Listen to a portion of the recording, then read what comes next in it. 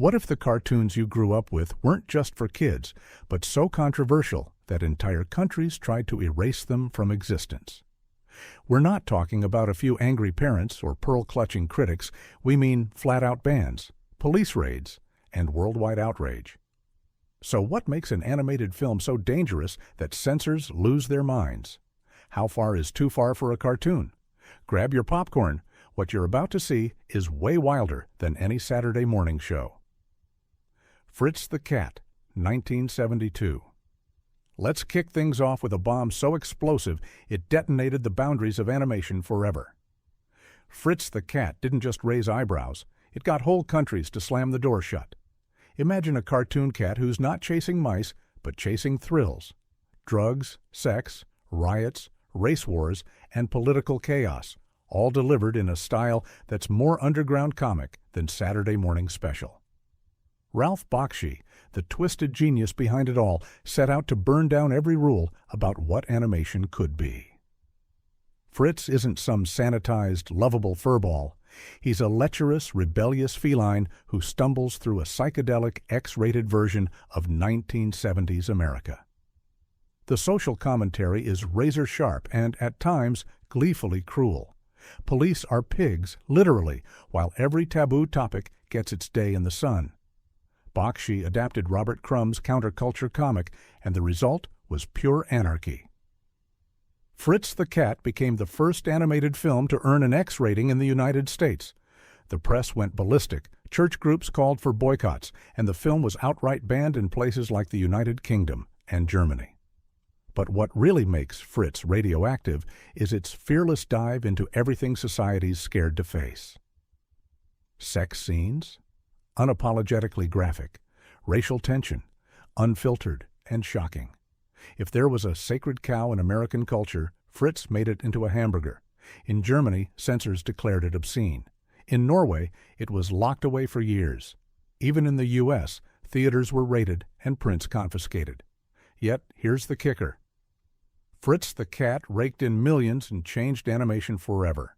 Suddenly, grown-ups were allowed to admit they liked cartoons, just not in front of their mothers.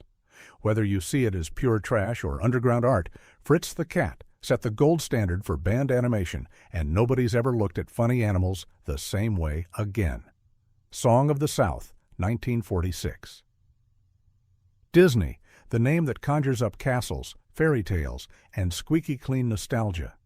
But beneath the sparkling facade lies a film so controversial, Disney wishes it never existed.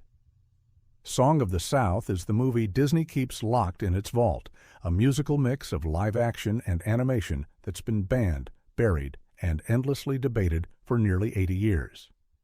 On the surface, Song of the South might seem harmless, even charming, with Uncle Remus spinning tales of Breer Rabbit, outwitting Breer Fox and Breer Bear.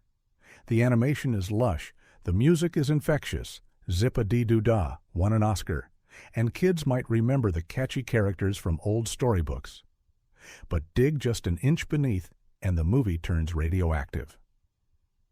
Its depiction of plantation life is a whitewashed fantasy that erases the brutal realities of slavery and racism in the American South. By the 1970s, the backlash was fierce. Civil rights groups slammed the movie for romanticizing a deeply painful era and for its parade of outdated, harmful stereotypes. Disney quietly shelved it in the U.S., refusing to release it on home video, ever. Internationally, it got banned or restricted in countries like the UK and Sweden. Over the decades, Disney's done everything but drop it into a volcano. It's the only Disney classic you can't stream, buy, or rent unless you're hunting down bootlegs in the back alleys of the internet. The irony? Song of the South still shapes Disney's legacy. The characters and songs live on in theme parks and merch, but the film itself is an official ghost. It's the perfect example of how a cartoon can spark debates about history, race, and the power of nostalgia gone toxic. Sometimes the most dangerous movies are the ones hiding behind a smile and a song. The 9 Lives of Fritz the Cat, 1974. If you thought the first Fritz the Cat was wild, the sequel is pure, unfiltered chaos, the kind that gets locked in the attic and never spoken of again. The 9 Lives of Fritz the Cat took everything controversial about the original and cranked it up to 11, turning what could have been a cash-in into an acid trip through the darkest corners of the human psyche. This time, Fritz has a wife, a kid, and a mountain of regrets, but don't expect a reformed hero. Instead, we get a surreal anthology of 9 stories, each one weirder and more explicit than the last. Nazis, the Ku Klux Klan, a New York City race riot, a trip to outer space, and even a storyline where Fritz becomes Adolf Hitler. No, you didn't mishear. In one segment, Fritz imagines himself as the Führer. Try pitching that in a boardroom. Censors were not amused. In Australia, Norway, and New Zealand, the film was yanked from theaters, declared obscene, and sometimes outright banned. Even in countries that allowed it, theaters faced threats, protests, and, in some cases, police action. The film's relentless parade of graphic sex, violence, and racial caricature makes the first Fritz look like Garfield and Friends. So why did anyone bother making it? Partly to cash in on the shock value, partly to push boundaries, and partly, let's be honest, because the 1970s were a lawless time for animation. But while the original Fritz is remembered as a trailblazer, the sequel is a cautionary tale. Go too far, and not even the counterculture will defend you. For collectors, 9 Lives is a forbidden fruit. For everyone else, it's a lesson in what happens when shock for shock's sake blows up in your face. Sometimes banned means best left buried. The Adventures of Prince Akmed, 1926. Most people think cartoons got scandalous in the 70s, but censorship's shadow was there from animation's very beginnings. Enter The Adventures of Prince Akmed, a 1926 German film that's not only the oldest surviving animated feature in history, but it's also one of the first to get hit by the banhammer. How's that for an origin story? Directed by Lotte Reiniger, this mesmerizing silhouette animation brought the Arabian Nights to life in a swirl of shadows and light.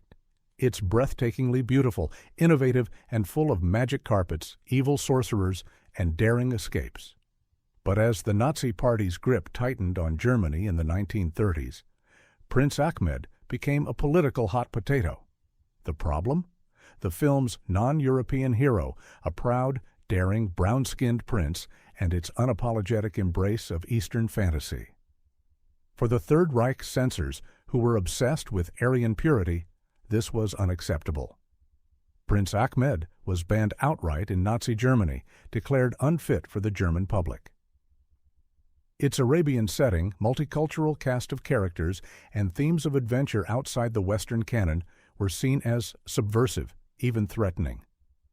The film survived only thanks to international acclaim, with Prince smuggled out of Germany and celebrated at film festivals in France and the UK. Today, Prince Akmed is recognized as a pioneering masterpiece, but its history reminds us that censorship isn't just about violence or sex. It's about who gets to be the hero and who gets erased. Sometimes the boldest thing an animated film can do is simply exist. For all its grace and beauty, Prince Akmed remains a monument to the power and the peril of telling stories that don't fit the dominant mold.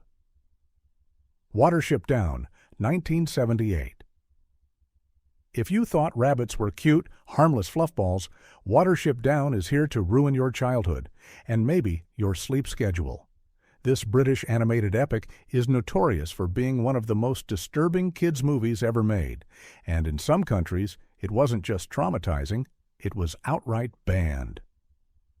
Adapted from Richard Adams' novel Watership Down, tells the story of a band of rabbits fleeing the destruction of their warren. But forget everything you know about cute woodland creatures. This movie is a bloody, unflinching survival saga. We're talking eyes gouged out, throats ripped open, animals screaming in agony, all rendered in gorgeous, hand-drawn detail. The film doesn't flinch, and neither do the censors. In the UK, thousands of parents wrote angry letters after their kids emerged from screenings in tears, traumatized by the violence. Some theaters started putting up warning signs, others just stopped showing the film altogether. In the U.S., Watership Down dodged an R rating, but only barely. Countries like Norway and Finland slapped on age restrictions or banned it outright for excessive cruelty. For decades, Watership Down was held up as a cautionary tale about misleading marketing. Just because it's animated doesn't mean it's safe for kids. But here's the twist. Watership Down is also a classic, beloved for its artistry, courage, and refusal to sugarcoat life's hardest truths. It's not just a horror show, it's a survival epic that treats its audience, young or old, with respect. In the end, the controversy only made its legend grow. Sometimes the films we're not supposed to see are the ones that stick with us forever. Akira, 1988. Take everything you know about animated movies, talking animals, light musical numbers, maybe the odd villain falling off a cliff, and throw it in the shredder.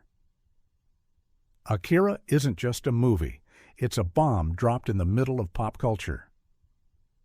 Katsuhiro Otomo's cyberpunk masterpiece didn't just predict a dystopian future, it made censors in multiple countries scramble to hit the panic button. Set in a neon-lit, post-apocalyptic Tokyo, Akira is a maelstrom of violence, body horror, psychic mayhem, and government corruption. Motorcycles roar through the ruined streets.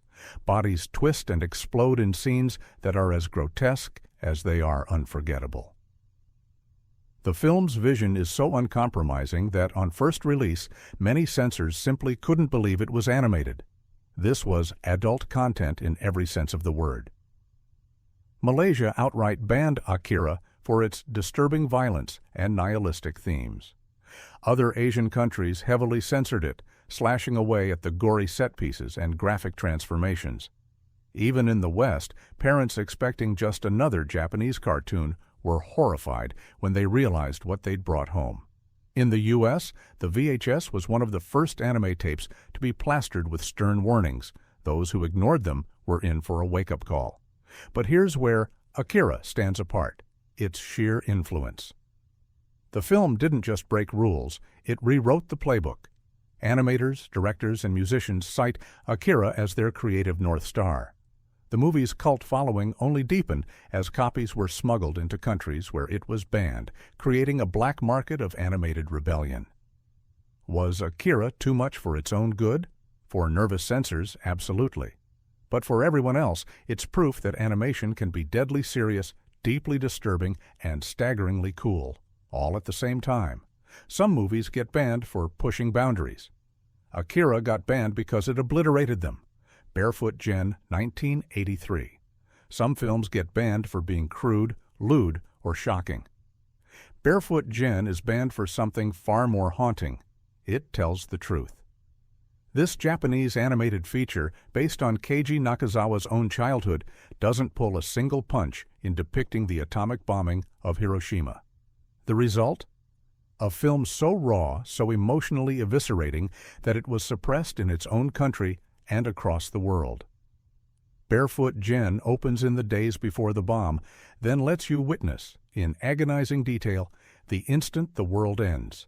Flesh melts, skulls shatter, children scream, blinded and burning. And all of it is painted with the delicate, heartbreaking artistry of classic anime. There's no filter, no comfort, and absolutely no animation for kids here. In the 1980s and again in the 2000s and 10s, Japanese authorities, often at the urging of right-wing politicians, banned or restricted Barefoot Jen in school libraries and public broadcasts. The reason? It was too disturbing, yes, but also too critical of Japan's wartime regime, too honest about the suffering inflicted on its own people. For censors, the unvarnished truth about Hiroshima was as dangerous as any horror movie.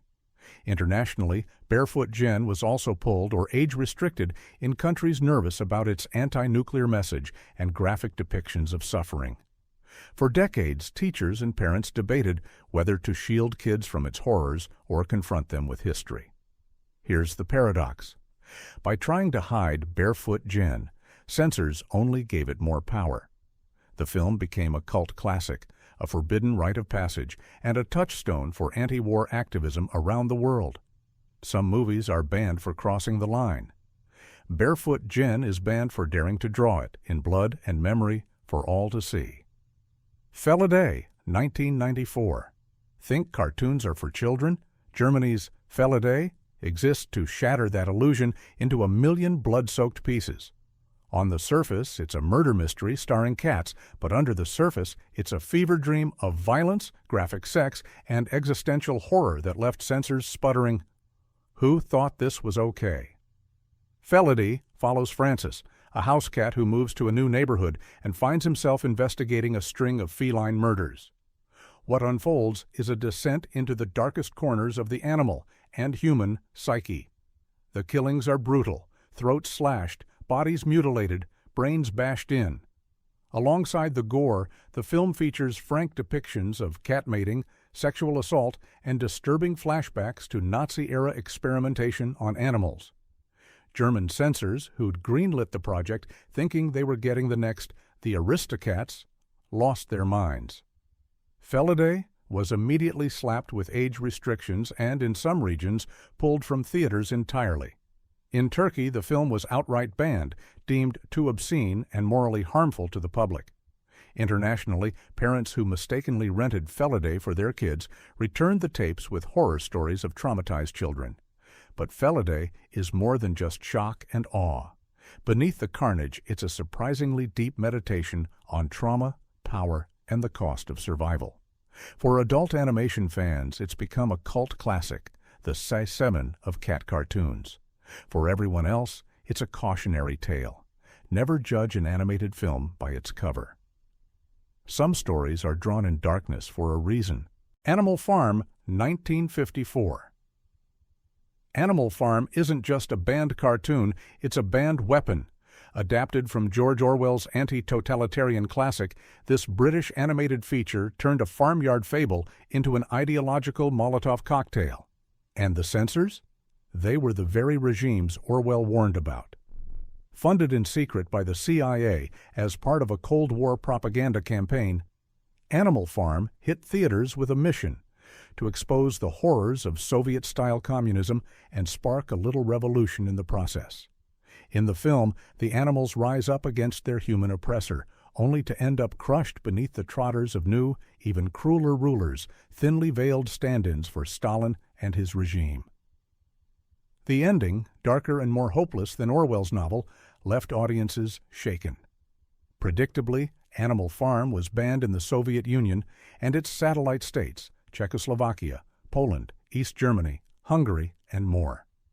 Communist censors denounced it as imperialist propaganda and counter-revolutionary filth. Copies were seized, screenings raided, and anyone caught distributing the film risked a visit from the secret police. Even in the West, Animal Farm wasn't always welcomed with open arms. Some countries hesitated to screen a film with such overt political messaging, worried it might incite unrest. But for millions behind the Iron Curtain, Animal Farm became a legend, a dangerous story passed from hand to hand, watched in secret, and debated in whispers. Its ban only made it more powerful, fueling underground resistance and keeping Orwell's warning alive. Sometimes the most dangerous cartoons are the ones the government doesn't want you to see. Rock and Rule, 1983. You'd think a sci-fi rock opera starring mutated animals with original music from Debbie Harry, Lou Reed, and Iggy Pop would be every animation fan's dream. But Rock and Rule, Canada's first adult animated feature, was so bizarre and boundary-pushing that censors and even its own studio panicked. What started as a passion project turned into a cautionary tale of censorship, lost reels, and a film almost wiped from history. Set in a post-apocalyptic future where humans have been replaced by mutants, think glam rats and punk dogs, the story follows a young band who get caught in the web of Mock Swagger, a rock star sorcerer planning to summon a demon with the ultimate song. The plot is a fever dream of sex, drugs, and supernatural spectacle, but what really set off the alarms was the film's unapologetic tone. The visuals are hallucinogenic, characters curse and party, and the underlying message is more punk rebellion than Disney magic. When Rock and Rule arrived in America, MGM freaked out. The film was quickly cut, redubbed, and sanitized. Whole musical numbers vanished, and the film was yanked from most theaters within weeks. Censors in other countries flagged the movie for sexual imagery and drug references. In the UK and Australia, it barely saw daylight except in underground midnight screenings. But here's where it gets wild. As the film bombed commercially, fans started trading bootlegs and original soundtracks. The movie found new life as a cult classic, precisely because it was so hard to find. Directors like Guillermo del Toro and musicians across the spectrum would later call it ahead of its time. Rock and Rule isn't just a banned film. It's a testament to the creative chaos that happens when nobody is watching or when everyone's too scared to let you be seen. The Magic Voyage of Sinbad, 1962. It's not every day that an animated fairy tale gets wrapped up in global politics, but The Magic Voyage of Sinbad found itself a victim of Cold War paranoia. Produced by the legendary Soviet studio Soyuz Multfilm, this gorgeously animated epic follows the legendary sailor Sinbad as he embarks on a surreal journey packed with monsters, magic, and jaw-dropping set pieces. The animation is lush, inventive, and brimming with old-school charm. But in the West, especially the UK, The Magic Voyage of Sinbad was slapped with a ban, not for violence, sex, or blasphemy, but for politics. Censors accused the film of being a Trojan horse for Soviet propaganda, embedding communist ideals in its heroic narrative and glorifying a collectivist spirit over individual heroics. The mere association with Russia in the height of the Cold War was enough to land the movie on government blacklists, regardless of its innocent source material. British authorities restricted screenings, citing concerns that children's minds could be subtly swayed by foreign values. U.S. distributors, wary of the Red Scare, re-edited and dubbed the film to erase any dangerous undertones.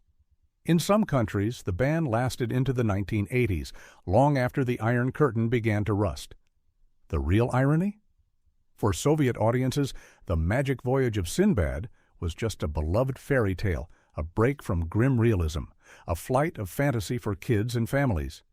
But for the West, it became a symbol of how even children's entertainment could turn into a political battlefield. In the end, what was meant to enchant became entangled in suspicion, showing that no cartoon is ever truly just a cartoon when world powers are watching. Tintin in the Congo, 1931. Long before Tintin became a global icon, he made a stop in the Congo and stepped right into a firestorm of controversy that's still burning today. Tintin in the Congo, originally a comic, was adapted into an animated short in 1931. What followed was a legacy of bans, protests, and outright rejection in country after country. On the surface, it's a simple adventure. Tintin, the Belgian reporter, heads to colonial Africa for hijinks with his dog, Snowy. But under the glossy animation lies a colonial fever dream of racist caricatures, white supremacy, and paternalistic propaganda. Africans are depicted as lazy, childlike, and in constant need of a white savior. The violence toward animals, lions, crocodiles, antelopes, only adds fuel to the outrage. Over the decades, Tintin in the Congo has been banned or restricted in Belgium, Sweden, the UK, and parts of Africa for its blatant racism and colonial apologism. Libraries pull it from shelves, courts debate whether it incites racial hatred, and activists demand its removal from the public eye. Even attempts to re-release the animated version with disclaimers have backfired, sparking fresh rounds of protests. But the real story is how Tintin in the Congo keeps coming back. Each ban reignites the debate over what's history and what's hate speech. For some, it's a relic to be studied and learned from. For others, it's poison that shouldn't be seen. Either way, it proves that animation isn't just about escapism. Sometimes, a cartoon is a cultural battleground, and Tintin in the Congo is still fighting its war nearly a century later. So, what did we learn here, besides the fact that cartoons can shake empires, topple governments, and terrify censors from every corner of the globe? Turns out, animation isn't just child's play. It's a battlefield of ideas, identity, and rebellion. Which banned film would you dare to watch, and which one do you think went too far? Drop your wildest thoughts below, subscribe for more stories they tried to bury, and remember, the most dangerous cartoons are always the ones you're told not to see.